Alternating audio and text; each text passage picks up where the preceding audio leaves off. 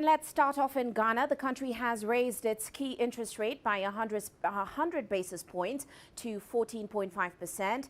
That's as the government strives to manage the high cost of living.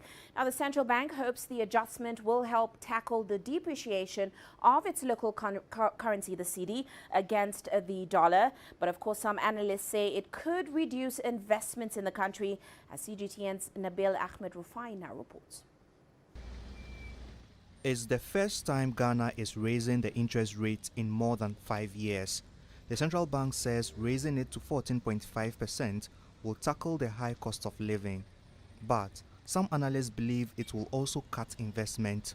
It's going to bring down the rate at which banks can actually borrow from the central bank, because now the cost of borrowing from the central bank has gone up. So banks will necessarily not have access to cheaper funds from the central bank. Vis-a-vis companies also not have access to cheaper funds.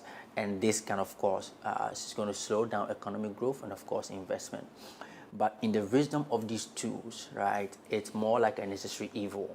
The central bank says it raised the lending rate to 14.5% due to increase in the cost of goods and services and a fiscal deficit of 9.5%.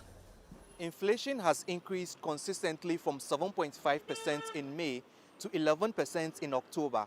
The government had projected Ghana's economy to grow by 5% this year, but that target is far from being achieved as the year winds to a close.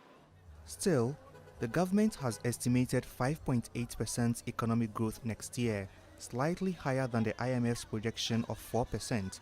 Analysts say it may be difficult to achieve the target as the country has yet to fully recover from the pandemic. You don't have control over how the health of the people are, globally and locally.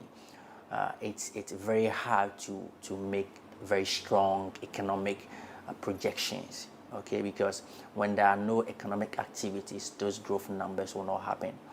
And so for me, that's where I still stand. I think it's to be difficult, but let's see if we can achieve that. The government hopes as the country gradually recovers from the disruptions caused by the pandemic, and while it steps up its vaccination drive, the economy will return to pre-pandemic levels next year. Nabil Ahmed Rufai, CGTN, Accra, Ghana.